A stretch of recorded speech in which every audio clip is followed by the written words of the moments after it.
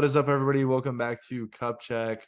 I'm here with Will. I'm here with Hazmat, and we're coming live right after the draft. Gonna give some raw reactions to the draft. Real quick, boys. How are we feeling? How did we do? That's how you go ahead. All right. Well, I think overall it was pretty good. A couple of guys struggled, I think, namely Trent. I don't think was prepared, but I think outside of that, I think Shane had a really good draft. The newbie Kyle Moore could possibly have a very good team if it pans out. So Yeah. Will, what do you think? Yeah, no, a lot of emotions right now for me. I was telling them earlier that this is probably my least favorite draft that I have had, but I'm kind of in the same boat as Kyle Moore. I stretched on a couple of guys. Hopefully, we have some high potential guys, some young guys on the team too. So, yeah, we'll see. Yeah, and for me, I got a few of the guys I really wanted, and I got a few guys that I wasn't really like crazy high on, but like had heard good things about from other YouTubers, and I took some shots in the dark, and I'm just gonna have to see how it pans out for me, especially my receiving core. But yeah, we're gonna move over to I'm gonna share screen. I guess I'll just start talking once I get us over there. All right, so now that we're over Cool. here looking at the draft recap, we're looking at round one real quick, guys. What are your takeaways from round one? Obviously, some picks that probably a little out of the consensus order. I'm seeing a Kamara at 10. I'm seeing a Najee at 4. I'm seeing Jamar over Jefferson. What do we think? Yeah, like right off the bat, I think the Najee Cup chase order is just kind of blew me away. Um, I mean, obviously you took Najee, you took Najee last year too. You've always been high on him. Personally, I would have gone Jett as a Cup there, and then the fact that he dropped to 7 is just a steal for Kyle Moore, an absolute steal. That is my first takeaway in the first round. Jake, you got anything? yeah, I agree. I was also shocked that Derrick Henry fell so much. I know he's coming off an injury, but when he's healthy and he's going, he's getting 25 carries a game and churning out 100-yard games with touchdowns. I'm just shocked he fell all the way to 8. Yeah, so here was my thought process at 4. I was obviously thinking about guys like those receivers and Henry, but what came to my mind is, Henry has, such an upside, whatever. He has screws in his feet, right? Wide receivers, the knock against them is I honestly did not think that I would be able to get a running back I really liked in the second round. So I just was not ready. I was not going to take a risk picking my receiver. Heading into the draft, I was planning if Shane went Najee at 3, I was actually going to skip out on Eckler and just take Jettas, and I was just going to risk it for the biscuit. And in round 2, I was either just going to commit to the no RB strategy or hopefully get Saquon. But yeah, really wanted Najee, had him last year. I like the floor with him. I feel like he's going to be consistent, and I'm hoping he's going to be on the field, and I believe he will be on the field more than a Cook or a Kamara or a Henry. Well, in my opinion, I think Henry's got the highest floor out of the running backs. I mean, obviously outside of JT and You mean ceiling or McCaffrey and Eckler, floor? if they all say floor. I mean, think of it this way: he led the rushing yards in the league for in like the first 10 weeks and only played in like 5 of them. He Yeah. he was injured for 4 or 5 weeks and still led rushing. That's how dominant he was. He's obviously not going to get the receptions that like in a PPR style format that you'd want, but he's just a workhorse in that offense. And I just think that if for me, if I was in your position, I would have been looking at Jettas or Henry personally. Yeah, and a lot of that was just I did not think that Henry could sustain it, and I was just going to go with the Hmm. guy who I was comfortable picking, and we'll see. I might live to regret it. I might not. Moving on to your guys' picks. Let's say Hazmat, was it Jonathan Taylor from the jump? Was there any No, there was no hesitation. I was purposely waiting a little bit to make y'all think I was debating, but that was pretty much it. hot take? I would have gone McCaffrey just because I feel like I'm a lucky fantasy guy. I feel like I would have rolled the dice, but You are historically the most lucky guy I've ever seen in fantasy. and It's the ridiculous. trophy proves it. Yeah. Will, heading down Yeah. to the end of the first round, early second round turn. What happened, man? Alvin Yeah. Kamara? Was that Yeah. intentional? No, it wasn't. This is when I mentioned stakes emotions were high. This is one of them. I'm gonna lose sleep over this. I wanted to go Joe Mixon, and um I just took too long and lost track of the clock, and it auto picked Kamara and Tay Adams for me. I was gonna take Devontae Adams anyways. I'm not upset about that, but I really wanted Joe Mixon, and I just lost track of time. It was my first time ever getting the 10 spot, the turnaround. I was back and forth for a whole hour about who I was taking, and I just lost track of time. And Now, I'm gonna lose sleep over it. That's for sure. keeping with that theme of luck, and hopefully this brings you some ease, but I have a similar story. Back in my youngin days, I had the 10 pick. It auto picked for me. I was like so distraught. I was like, let's restart the draft in my mind.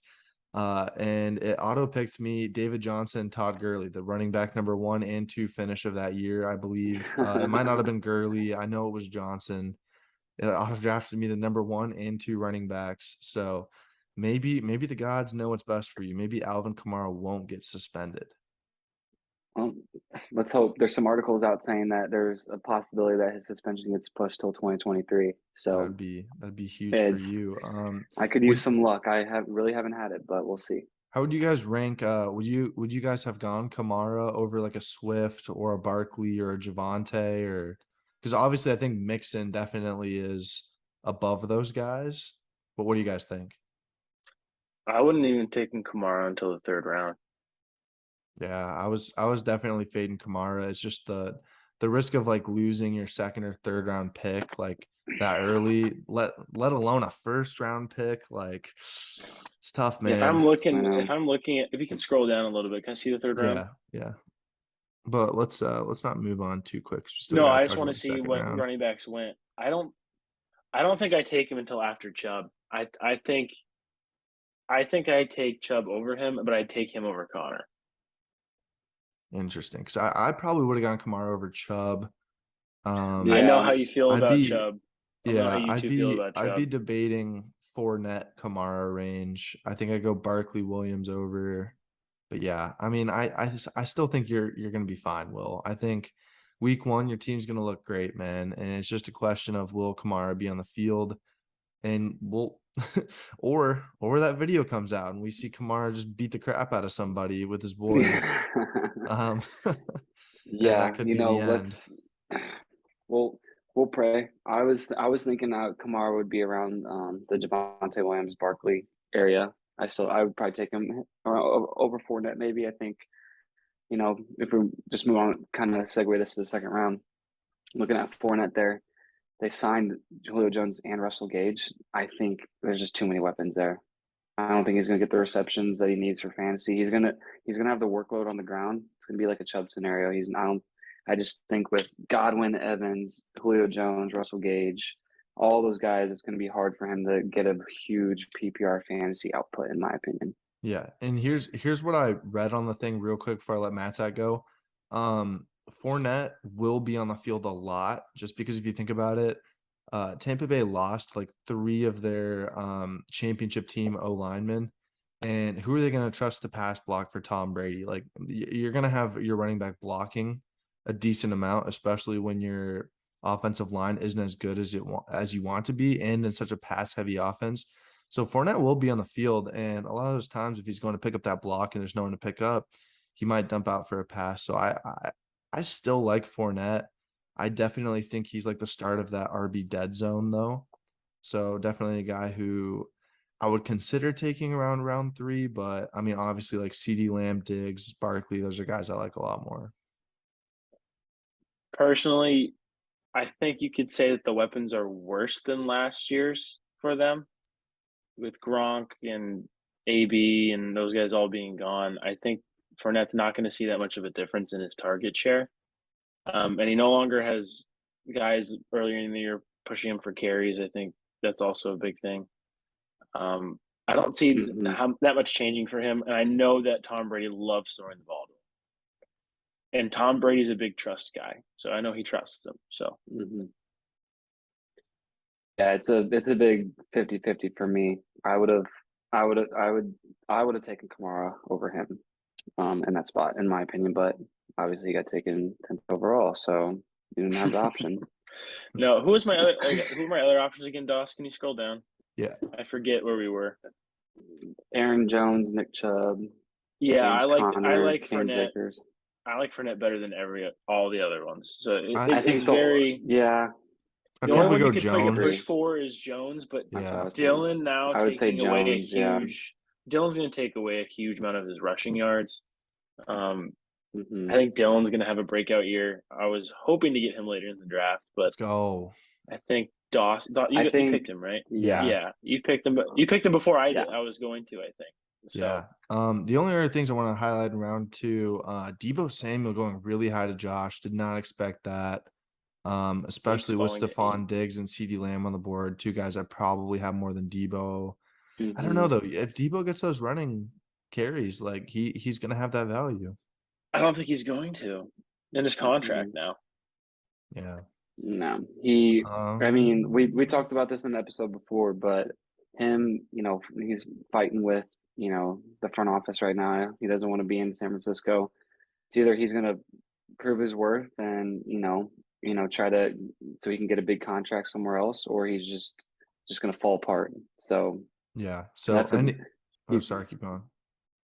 No, you're good. Yeah, I was just All gonna close riding on out. Trey Lance. Yeah. I was Exactly. just gonna close out round 2. So I would give the Devontae Adams an A+ pick. Great pick. Let's find Matt Sat's pick. Fournette, decent. I think you can flip a coin, Give honestly, it a with him B. and Jones. Yeah. And I took Barkley over Diggs, which is probably going to be the only thing that I Yeah. like really look back on. Like, damn, like I probably tweaked there. And that was just me not having enough flexibility in my draft strategy because I knew I wanted 2 running backs in the first 2 rounds. Never did I expect Diggs would fall. I probably should have switched up my plan. But, if I look at who would have been around for me in round 3, running back wise, I I can't would have be I taken can't be mad. Saquon probably. Yeah, I mean, I can't be mad at If how he it turned fell. out because Chubbs and Jones were gone, so was Fournette, and I did not want to get stuck with Connor, even though I do like him maybe more than Chubb. But heading into round 3, I ended up He's with not going to get the touchdowns this year as he got last year. yeah. Heading into round 3, Jake, you started us with Keenan Allen. What do you think about that? Over I love Tyreek it. Hill, over Tyreek. He's a PPR monster. He's going to get at least 95, 100 receptions. Even if he's hurt, he still gets 100 receptions. If he misses 3 weeks, it's just at that value. Looking at the wide receiver value, Tyreek Hill with 2 is a question mark.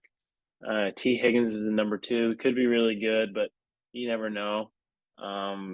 Mike Evans is also just hurt all the time, and so he's always really, really good. But I think Keenan Allen has just the better quarterback. Potentially better. Like he's gonna get more targets. I don't know. I liked him a lot more. Yeah, so Jake, you had Mark Andrews last year. Do you think I'll be regretting taking Andrews over Tyreek, or do you like that Andrews pick after going 2 running backs? I love the Andrews pick, especially because if you look at the guys behind you, the only other person I think I would have taken over Andrews at that point, because I was thinking about taking him, was Keenan Allen, because Keenan Allen fell to me. So Mark Andrews is the number 1 wide receiver on that team. He's the red zone target for Lamar Jackson. He's gonna put out Kelsey type numbers. So Yeah, and I'm excited to have that like positional advantage, and I figured I could punt receivers to rounds 4 through 7 and get a lot of good value.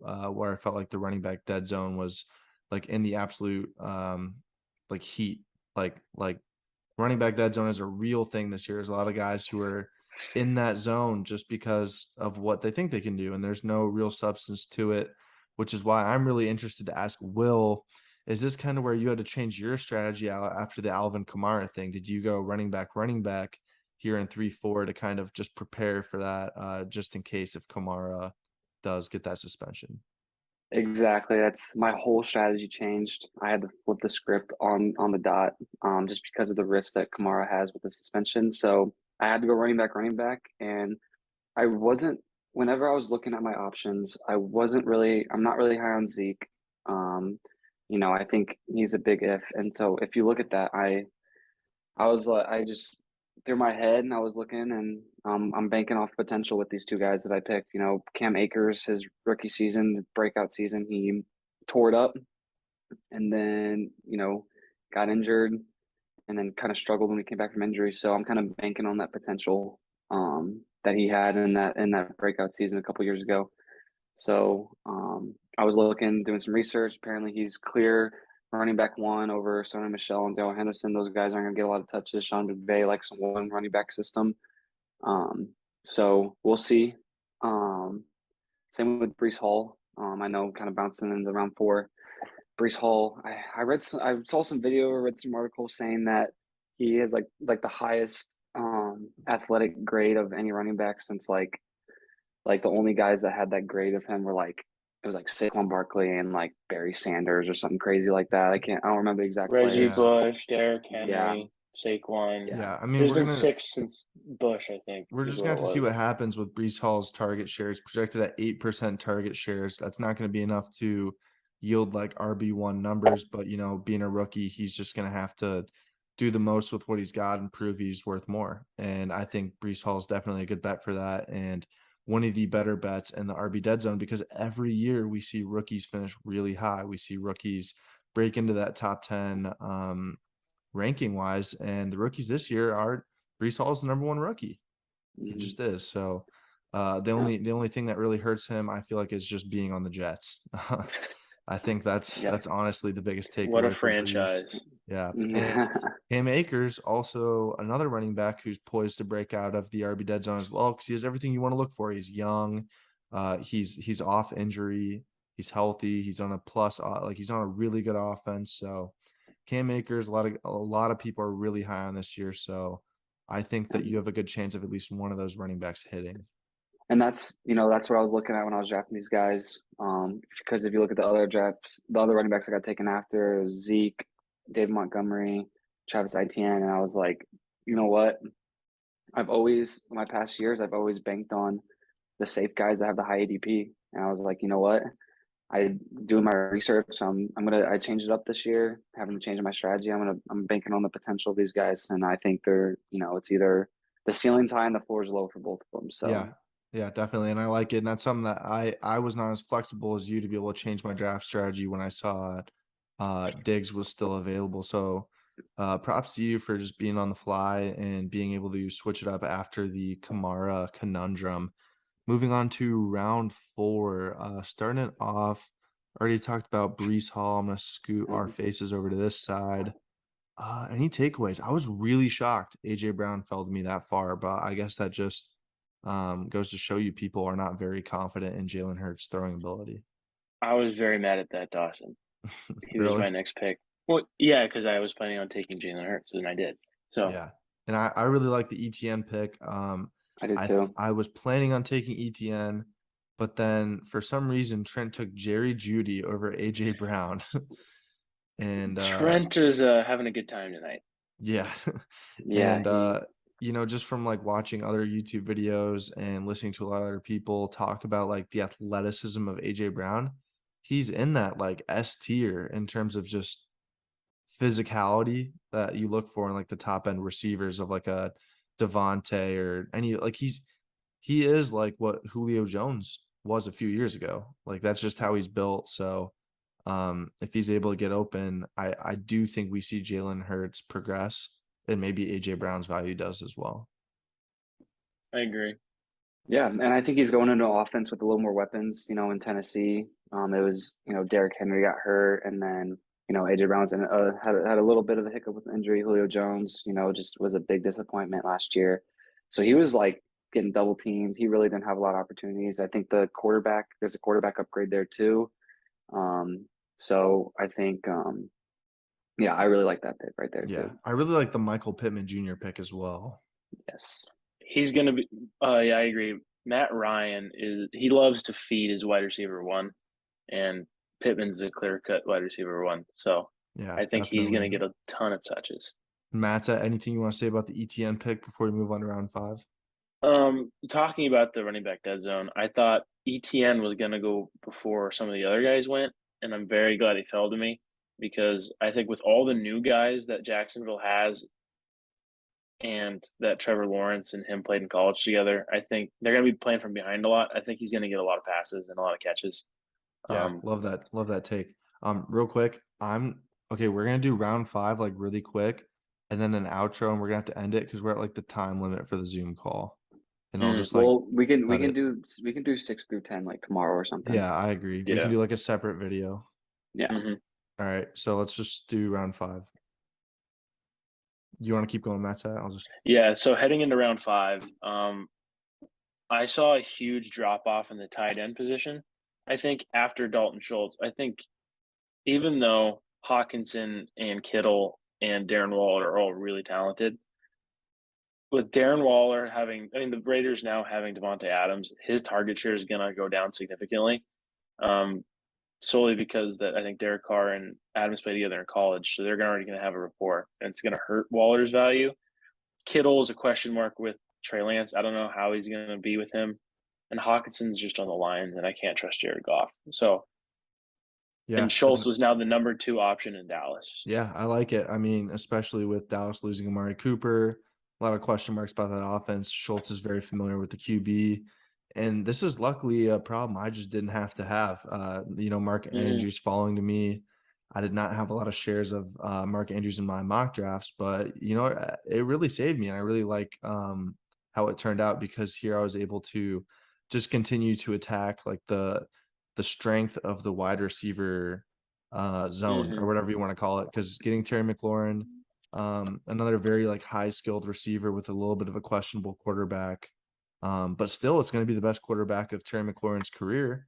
So I'm hopeful that Terry McLaurin's going to be able to figure some things out. You're finally putting that talent with a veteran who actually knows how to throw the ball. I was going to put one more thing in.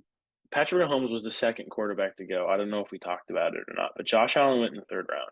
Yeah, he did. We had a newcomer to league, Kyle Moore, reaching really far to get Allen, but you got to respect it, man. If you have a guy you want, go get him, man. Will, you're shaking your head. What are you thinking? Yeah, I mean, I don't know. He kind of took the strategy. I felt like if you looked at the way he drafted, he filled his whole roster before filling up his bench. I mean, obviously we're not getting into later rounds. He took a defense high, took a kicker high. So I found that to be what I used to do, and it didn't work. Last year I reached on Dak Prescott. I liked his potential, and he just busted for me. Obviously, Allen's the consensus 1 quarterback, so there's no worries there. But yeah, it turned around. He got Darren Waller. Anyways, his target share is going to go down, but I still think that's like Matt Satt was saying with the tight end drop off. I think Kittle, and I wouldn't even put Hawkinson. I think Kittle's the last like safe option that you can kind of rely on when it comes to the tight end position. Just because Kittle, in my opinion, is the most. Him, Andrews, and obviously Kelce are the most talented tight ends in the league. I agree. And Definitely. I feel like he'll get it. He's going to find a way to get it done either way. Because I mean, I don't think going from Garoppolo to Trey Lance is a huge drop off. There's some there for sure, just because being so young, from a veteran to a young guy, there is going to be a big difference. But I don't think it's going to be enough to truly affect his workload. Yeah, and we've seen scrambling quarterbacks have a lot of success with tight ends. Especially like Mark Andrews, Lamar Jackson. So maybe there's going to be some there. The Terry McLaurin pick over Mahomes for me was really tough. I already talked about Terry, but this was like, in my eyes, the last chance to probably get that elite quarterback, because I really thought that there was going to be a big quarterback run that would happen in the 6th. That didn't happen. But yeah, I just kind of was sweating through that pick for sure. Yeah, I honestly would have gone Herbert over Mahomes. Yeah, I think a lot of people have that take this year. Yeah, I agree. I think, well, I don't know. It's gonna be tough. Yeah. What do we think of the Antonio Gibson pick? I know Gibson's been getting a lot of slander recently. Special teams guy. Yeah, I've seen too many TikToks saying Antonio Gibson is literally just on special teams now. So I haven't looked into it myself, but that's enough for me to want to fade him. If I were to put a vote on the worst pick in this entire draft, it would be that one right there. That's all tough. I'm going to say about it. That's tough. Clip it, send it to Trent, post it on Cup Check, TikTok, do everything. We got to make sure Trent knows he tweaked. But yeah, that's gonna do it for our just like top 5 round kind of breakdown, a little getting into like the draft. make sure you stay tuned. We're gonna do more in-depth look at like certain teams in our league. We're gonna follow the progress of our league this year. And yeah, thank you all for tuning in, and thank you, Will and Jake, for hopping on. And we'll see y'all later. Anytime.